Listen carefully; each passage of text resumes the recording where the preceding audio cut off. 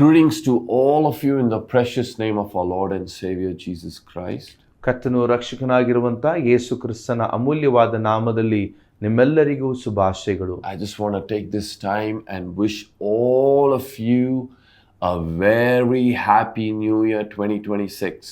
ನಿಮ್ಮೆಲ್ಲರಿಗೂ ಸಹ ಈ ಸಮಯದಲ್ಲಿ ನಾನು ಹೊಸ ವರ್ಷದ 2026ನೇ ವರ್ಷದ ಶುಭಾಶಯಗಳನ್ನ ತಿಳಿಯಪಡಿಸುತ್ತೇನೆ. It's such a great joy for me to come into each one of your homes with the first episode of 2026.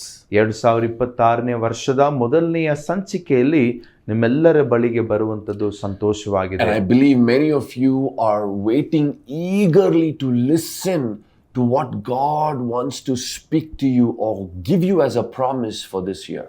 ಈ ವರ್ಷಕ್ಕಾದಂತ ವಾಗ್ದಾನವಾಗಿ ದೇವರು ಏನು ಮಾತನಾಡುತ್ತಾನೆಂಬುದಾಗಿ ನಿಮ್ಮಲ್ಲಿ ಅನೇಕರು ಕಾತುರದಿಂದ ಕಾಯ್ತಾ ಇದ್ದೀರಾ. In fact, I have already started sharing a few things briefly which I will be expounding on in the next few episodes, starting the last episode. ನಿಮ್ಮೊಟ್ಟಿಗೆ ನಾನು ಕಳೆದ ಸಂಚಿಕೆಯಲ್ಲಿ ಮಾತನಾಡುತ್ತಿದ್ದಂಥ ವಿಷಯಗಳಲ್ಲಿ ನಿಮಗೆ ಅದನ್ನ ತಿಳಿಯಪಡಿಸಿದ್ದೇನೆ. So we started off by looking at how important 2026 is going to be, where we remain in the land of the anointing.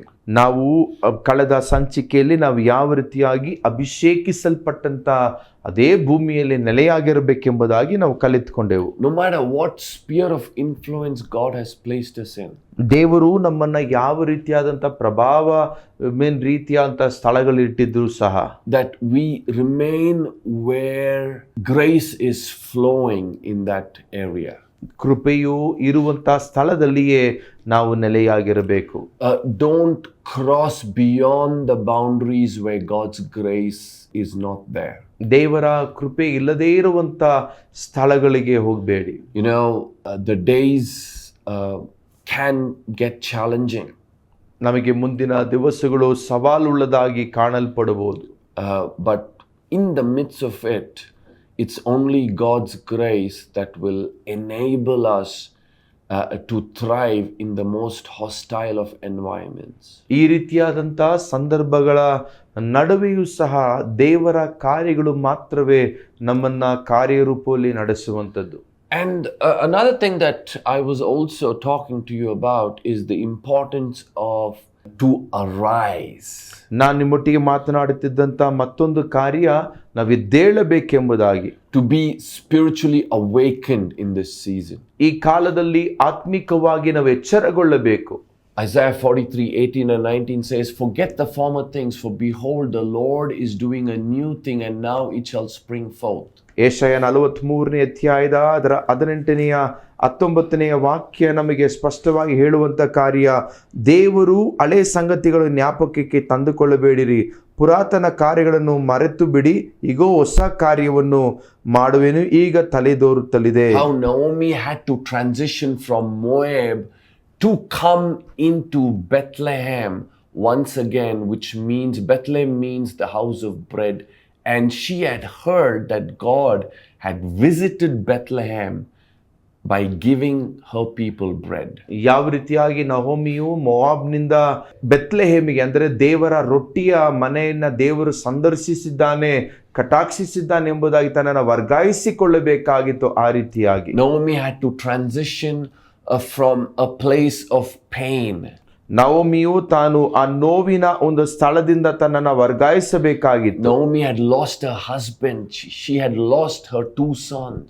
ನವೋಮಿಯು ತನ್ನ ಗಂಡನನ್ನ 2 ಮಕ್ಕಳನ್ನ ಕಳೆದುಕೊಂಡಿದ್ದಾಳೆ. You know, she had been through quite a difficult time.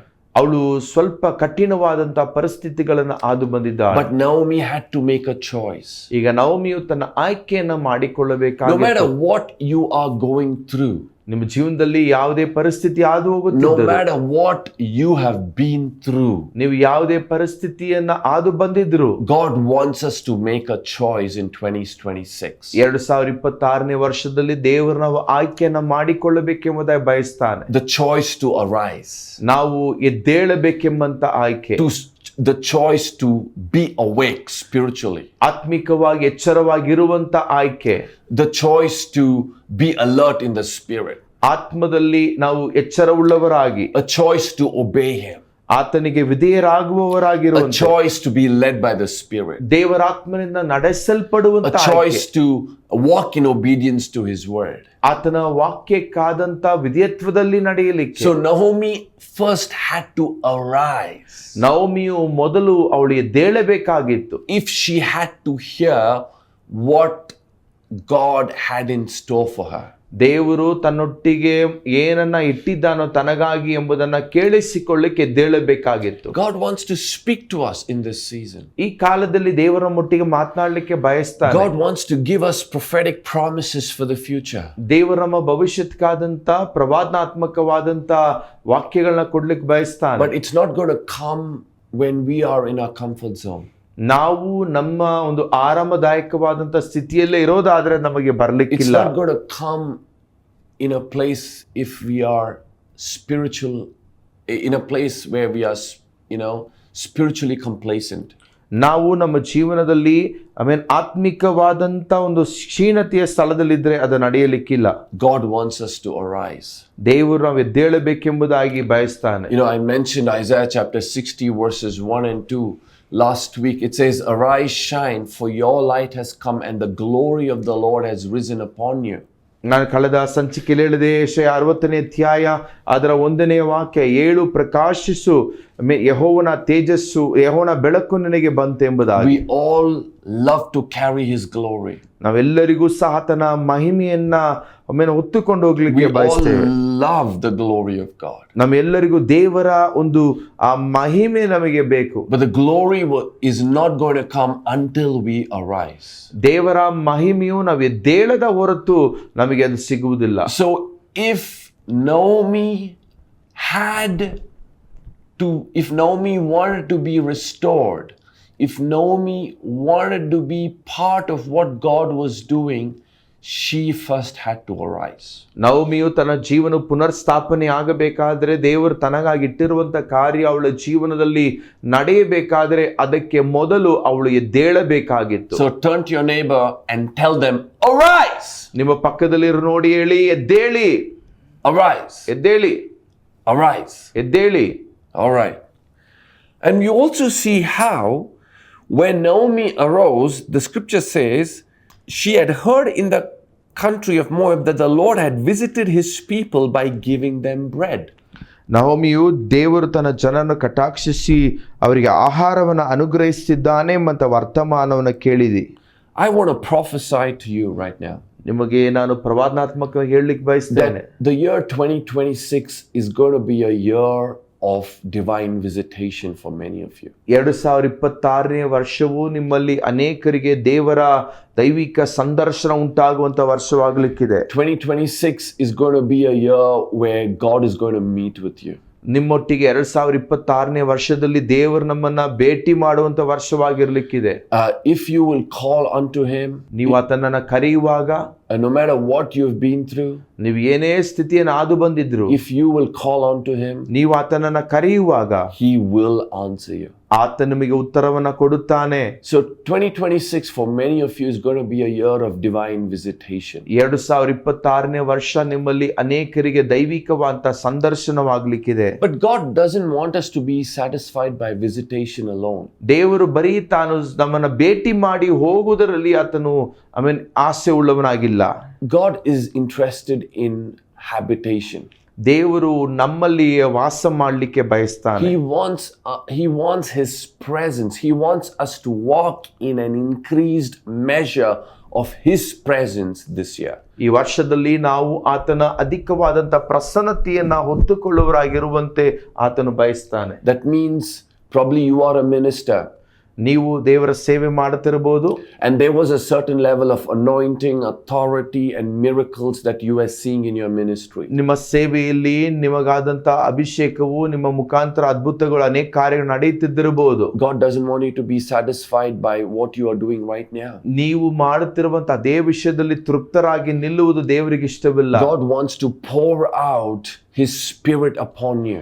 ನಿಮ್ಮ ಮೇಲೆ ಆತನ ಆತ್ಮವನ್ನ ಸುರಿಸಲಿಕ್ಕೆ ದೇವರು ಬಯಸ್ತಾನೆ. God wants to give you an increased measure of His presence so that you can become even more effective and reach out to many people. ದೇವರು ತನ್ನ ಪ್ರಸನ್ನತೆಯನ್ನು ಅಧಿಕವಾಗಿ ತೋರ್ಪಡಿಸಲಿಕ್ಕೆ ಬಯಸ್ತಾನೆ. ಆಗ ಮಾತ್ರವೇ ನೀವು ಇನ್ನು ಅನೇಕರಿಗೆ ಪ್ರಭಾವಶಾಲಿಗಳಾಗಿ ಮಾರ್ಪಡುವಂತೆ. And He's going to create a hunger in each one of us so that we will seek Him like never before.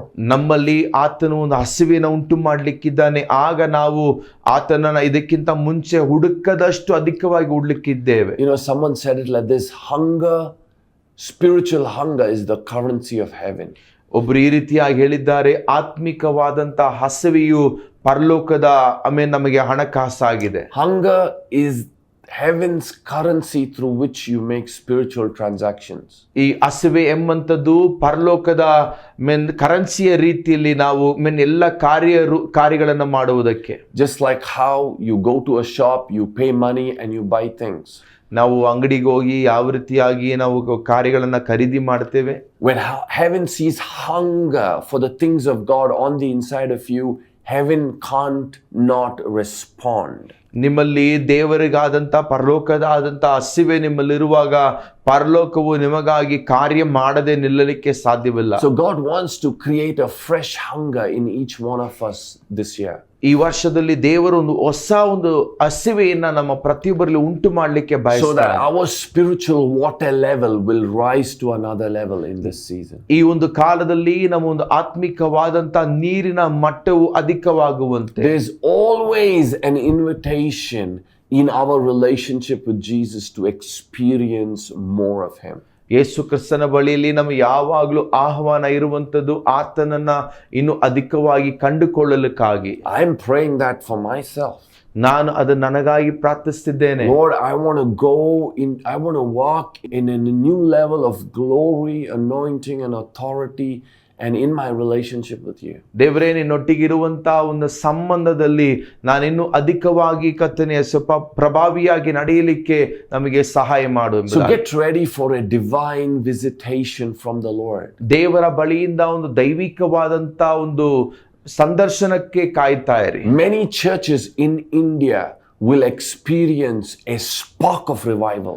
Bharat ದೇಶದಲ್ಲಿ ಇರುವಂತಹ ಸಭೆಗಳಲ್ಲಿ ಅನೇಕ ಸಭೆಗಳಲ್ಲಿ ದೇವರ ಒಂದು ಸ್ಪರ್ಶವನ್ನ ಅನುಭವಿಸಲಿಕ್ಕಿದ್ದಾರೆ. Many churches in India will experience a fresh outpouring of the spirit of revival. Bharat ದೇಶದ ಅನೇಕ ಸಭೆಗಳಲ್ಲಿ ದೇವರಾತ್ಮನ ಹೊಸ ಆತನ ಆತ್ಮನ ಸುರಿಸುವಿಕೆಯನ್ನ ಅವರು ಅನುಭವಿಸಲಿಕ್ಕಿದ್ದಾರೆ. Which will rise up like a lighthouse in your area for people to experience who Jesus is. ನಿಮ್ಮ ಒಂದು ಪ್ರಾಂತ್ಯಗಳಲ್ಲಿ ಒಂದು ಬೆಳಕನ್ನ ಕೊಡುವಂತ ಮನೆಯಾಗಿ ಲೈಟ್ ಹೌಸ್ ಆಗಿ ಅದು ಮಾರ್ಪಡಲಿಕ್ಕಿದೆ. So it's time that we tell God, God, don't pass us by. ದೇವರೇ, ನಾವು ಕೇಳುವಂತ ಕಾರ್ಯ ನಮ್ಮನ್ನ ದಾಟಿ ಹೋಗ್ಬೇಡ. It's time we tell God, God, we just don't want to be spectators, but we want to participate. ದೇವರ ಬಳಿಯಲ್ಲಿ ನಾವು ಕೇಳುವಂತ ಕಾರ್ಯ ನಾವು ಬರೀ ನೋಡುವವರಾಗಿ ಮಾತ್ರವಲ್ಲ, ನಾವು ಕರ್ತನೆ ಕಾರ್ಯ ಮಾಡುವವರಾಗಿರಬೇಕು. And that's exactly what Naomi determined. ನವಮಿಯು ತನ್ನ ಮನಸ್ಸಿನಲ್ಲಿ ದೃಢವಾಗಿ ಅಂದುಕೊಂಡ ಕಾರ್ಯ. She said, enough is enough what I have been through. ಇಷ್ಟು ದಿವಸ ನಾನು ಅನುಭವಿಸಿದಂತ ಸಂಗತಿಗಳು ಸಾಕು. I am making the necessary changes and the transition needed to go where God is moving. ದೇವರು ಸಾಗುತ್ತಿರುವಂತ ಕಾರ್ಯಗಳಲ್ಲಿ ನಾನು ಮುಂದೆ ಸಾಗಲಿಕ್ಕೆ ನಾನು ಇದ್ದಂತ ಸ್ಥಿತಿಯಿಂದ ಮುಂದೆ ಹೋಗುತ್ತೇನೆ. Some of you, God might want you to make those necessary changes in your life and your ministry. ನಿಮ್ಮ ಜೀವನದಲ್ಲಿಯೂ ನಿಮ್ಮ ಸೇವೆಯಲ್ಲಿಯೂ ದೇವರ ಆ ರೀತಿಯಾದಂತ ಕೆಲವೊಂದು ಬದಲಾವಣೆಗಳನ್ನ ನೀವು ಮಾಡಬೇಕೆಂಬುದಾಗಿ ದೇವರು ಬಯಸುತ್ತಾನೆ. Probably the beginning of the year is a good time for you to allow God to search your heart and ask Him, God, what are some things that you want me to lay down? What are some things that you want me to bring about those changes so that I can be rightly aligned to your word?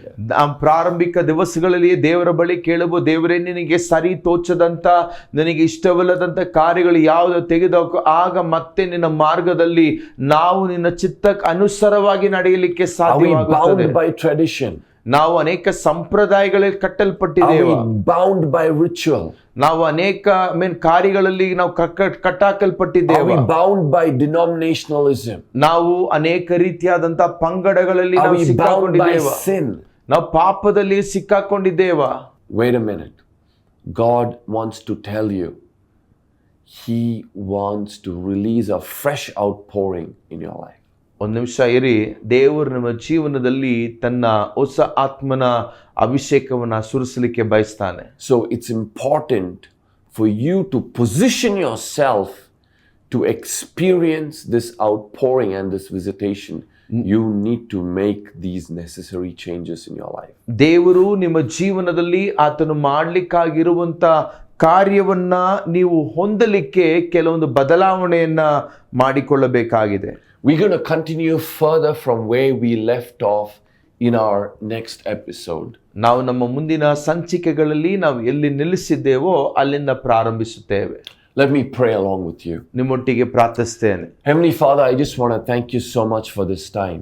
ಪರಲೋಕ ತಂದೆಯೇ, ಸಮಯಕ್ಕಾಗಿ ವಂದನೆ I ಸಲ್ಲಿಸ್ತೇನೆ. thank you for your anointing, God. ನಿನ್ನ ಅಭಿಷೇಕಕ್ಕಾಗಿ ವಂದನೆ ಸಲ್ಲಿಸ್ತೇನೆ. Thank you that you are saying to us about 2026 being a year of a fresh outpouring of your spirit upon our lives. 2026ನೇ ವರ್ಷವು ನಿನ್ನ ಆತ್ಮನ ಅಭಿಷೇಕವು ನಮ್ಮ ಮೇಲೆ ಸುರಿಸಲ್ಪಡದ ಕುರಿತಾಗಿ ಹೇಳುವುದಕ್ಕಾಗಿ ವಂದನೆ. Lord, I specifically pray for families who are watching me right now. ನನ್ನನ್ನು ವೀಕ್ಷಿಸುತ್ತಿರುವಂತಹ ಕುಟುಂಬಗಳಿಗಾಗಿ ಮುಖ್ಯವಾಗಿ That every ಪ್ರಾರ್ಥಿಸ್ತೇನೆ. family watching me will experience a touch from heaven this year, Lord. ನನ್ನನ್ನು ವೀಕ್ಷಿಸುತ್ತಿರುವಂತಹ ಪ್ರತಿಯೊಂದು ಕುಟುಂಬವು ಪರಲೋಕದಿಂದ ಒಂದು ಸ್ಪರ್ಶವನ್ನ ಮುಟ್ಟುವಿಕೆಯನ್ನು ಅವರು ಅನುಭವಿಸಲಿ. Will experience a measure of an outpouring of your spirit in their lives. ಅವರ ಜೀವನಗಳಲ್ಲಿ ನಿನ್ನ ಆತ್ಮನ ಒಂದು ಸುರಿಸುವಿಕೆಯನ್ನ ಅವರು ಕಾಣಲಿ. Lord, that can be the greatest blessing to have in our lives for 2026. 2026ನೇ ವರ್ಷದಲ್ಲಿ ನಮ್ಮ ಜೀವನಗಳಲ್ಲಿ ನಾವು ಹೊಂದಿಕೊಳ್ಳುವಂತ ಒಂದು ದೊಡ್ಡ ಆಶೀರ್ವಾದ ಅದೇ ಆಗಿರುತ್ತದೆ. That Lord, through that visitation, we will be rightly positioned to walk in alignment with your word. ಆ ಒಂದು ಕರ್ತನೇ ಸಂದರ್ಶನ ನಿಮಿತ್ತವಾಗಿ ನಾವು ನಿನ್ನ ಚಿತ್ತಕ್ಕೆ ಅನುಸಾರವಾಗಿ ನಡೆಯಲಿಕ್ಕೆ ಸಹಾಯವಾಗುತ್ತದೆ. I just want to thank you, Holy Spirit. ನನಗೆ ವಂದನೆ ಸಲ್ಲಿಸ್ತೇನೆ ಪವಿತ್ರ ಆತ್ಮನೇ. Release your power. ನಿನ್ನ ಬಲವನ್ನ ಕರ್ತನೇ ಹೊರಡಿಸು. Release your anointing. ನಿನ್ನ ಅಭಿಷೇಕವನ್ನು ಹೊರಡಿಸು. I pray for a fresh mantle to come upon your people. ನಿನ್ನ ಮಕ್ಕಳ ಮೇಲೆ ಒಂದು ನೂತನವಾದಂತ ಕರ್ತನೇ ಅಭಿಷೇಕ Lord, I just pray that we will walk with a fresh enthusiasm for the things of God in 2026. 2026ನೇ ವರ್ಷದಲ್ಲಿ ದೇವರ ಕಾರ್ಯಗಳಿಗಾದಂತ ಒಂದು ಉತ್ಸಾಹವನ್ನ ನಾವು ಹೊಂದಿಕೊಳ್ಳಲು ಸಹಾಯ fresh ಮಾಡು. passion, God. ದೇವರ ಕಾರ್ಯಗಳಿಗಾದಂತ ಹೊಸ ಭಾರವನ್ನ, fresh hunger, ದೇವರ ಕಾರ್ಯಗಳಿಗಾಗಿ ಹೊಸ ಹಸಿವೆಯನ್ನ, a fresh childlike wonder to see what you can do in and through us. ಮಗುವಿನ ರೀತಿಯಲ್ಲಿ ಆಶ್ಚರ್ಯಚಕಿತರಾಗಿ ನೀನು ಮಾಡ್ಲಿಕ್ಕಿರುವಂತ ಸಂಗತಿಗಳನ್ನ ಕಾಣ್ಲಿಕ್ಕೆ ಸಹಾಯ ಮಾಡು. Come, Holy Spirit. ಬಾ ಪವಿತ್ರಾತ್ಮನೇ. In the name of the Lord Jesus we pray. ಯೇಸುವಿನ ನಾಮದಲ್ಲಿ ಪ್ರಾರ್ಥಿಸ್ತೇವೆ. Amen. Amen. You know, I just want to take this time and the opportunity, especially if you are those who are watching this program and you don't know who Jesus is. ಈ ಕಾರ್ಯಕ್ರಮವನ್ನ ನೀವು ವೀಕ್ಷಿಸುತ್ತಿರುವಾಗ ನಮಗೆ ಯೇಸು ಕ್ರಿಸ್ತನು ಯಾರೆಂಬುದಾಗಿ ಗೊತ್ತಿಲ್ಲದಿದ್ದರೆ, you know, Jesus came into this world 2000 years ago and he died for our sins and he rose on the third day and he's coming back again. ಯೇಸು ಕ್ರಿಸ್ತನು 2000 ವರ್ಷಗಳ ಹಿಂದೆ ಆತ ನಮಗಾಗಿ ಆತನ ಶಿಲುಬೆಯಲ್ಲಿ ಸತ್ತು ಪುನರುತ್ಥಾನ ಹೊಂದಿ ಮತ್ತೆ ಆತ ನಮಗಾಗಿ ಬರಲಿಕ್ಕಿದ್ದಾನೆ. And if you will receive him as your Lord and Savior, ನೀವು ಆತನನ್ನ ನಿಮ್ಮ ಕರ್ತನು ರಕ್ಷಕನಾಗಿ ಅಂಗೀಕರಿಸುವುದಾದರೆ, the Bible says you will have eternal life. ಸತ್ಯವೇದ ಹೇಳುತ್ತದೆ ನಿಮಗೆ ನಿತ್ಯ ಜೀವವಿದೆ. The Bible says you must believe it with your heart and confess it with your mouth that Jesus is Lord. ಸತ್ಯದ ಹೇಳುತ್ತದೆ ನೀವು ನಿಮ್ಮ ಹೃದಯದಲ್ಲಿ ನಂಬಿ ಬಾಯಿಂದ ಆತನೇ ಕರ್ತನೆಂಬುದಾಗಿ ಅರಿಕೆ ಮಾಡಬೇಕು. All you have to do is pray this prayer with me. ನೀವು ಮಾಡಬೇಕಾದದೆಲ್ಲವೂ ಈ ಪ್ರಾರ್ಥನೆಯನ್ನ ನಮ್ಮೊಟ್ಟಿಗೆ ಮಾಡಿ. Saying, Dear Lord Jesus, ಪ್ರಿಯ ಕರ್ತನಾದ ಯೇಸುವೇ, be the Lord of my life. ನನ್ನ ಜೀವನದ ಕರ್ತ ನೀನಾಗಿರು. Wash me with your precious blood. ನಿನ್ನ ಪವಿತ್ರವಾದ ರಕ್ತದಿಂದ ತೊಳೆದು, Cleanse me with your precious blood. ನಿನ್ನ ಪವಿತ್ರವಾದ ರಕ್ತದಿಂದ ಶುದ್ಧೀಕರಿಸು. Make me as your child. ನನ್ನ ಮಗುವಾಗಿ ಮಾರ್ಪಡಿಸು. Remove every sin and sickness and curse out of my life. ನನ್ನ ಜೀವನದಿಂದ ಎಲ್ಲ ಪಾಪವನ್ನ, ರೋಗವನ್ನ, ಶಾಪವನ್ನ ನೀಗಿಸು. Fill me with your Holy Spirit, Lord. ನಿನ್ನ ಪವಿತ್ರಾತ್ಮನಿಂದ ನನ್ನ ತುಂಬಿಸು. Thank you, Father. ವಂದನೆ ಸ್ವಾಮಿ, Thank you, Jesus. ವಂದನೆ ಯೇಸುವೆ. In Jesus' name we pray. ಯೇಸು ನಾಮದಲ್ಲಿ ಪ್ರಾರ್ಥಿಸ್ತೇವೆ. If you have prayed that prayer, I want to tell you, heaven is rejoicing over you. ನೀವು ಆ ಪ್ರಾರ್ಥನೆಯನ್ನ ಮಾಡಿರುವುದಾದರೆ ನಿಮ್ಮನ್ನು ಹೇಳಲಿಕ್ಕೆ ಬಯಸ್ತೇನೆ, ಪರಲೋಕವು ನಿಮ್ಮ ಕುರಿತಾಗಿ ಸಂತೋಷ ಪಡುತ್ತಾ ಇದೆ. Right now you will see a number on your screen. If you will call that number, we will give you the necessary resources or even help you get into a spirit-filled church, which I believe will help you continue in your faith in Jesus Christ. ನೀವು ಟಿವಿಯಲ್ಲಿ ಕಾಣಲ್ಪಡುವಂಥ ನಂಬರಿಗೆ ನೀವು ಕರೆ ಮಾಡೋದಾದರೆ ನಮಗೆ ಬೇಕಾದಂಥ ನೀವು ಸಭೆಗಳಿಗೆ ಹೋಗ್ಲಿಕ್ಕಂಥ ಸಹಾಯಗಳನ್ನು ಅದರ ಎಲ್ಲ ರೀತಿಯಲ್ಲಿ ಮಾಡಲಿಕ್ಕಾಗುತ್ತದೆ. Thank you and God bless you. ವಂದನೆ, ದೇವರು ನಿಮ್ಮನ್ನು ಆಶೀರ್ವಾದ ಮಾಡಲಿ.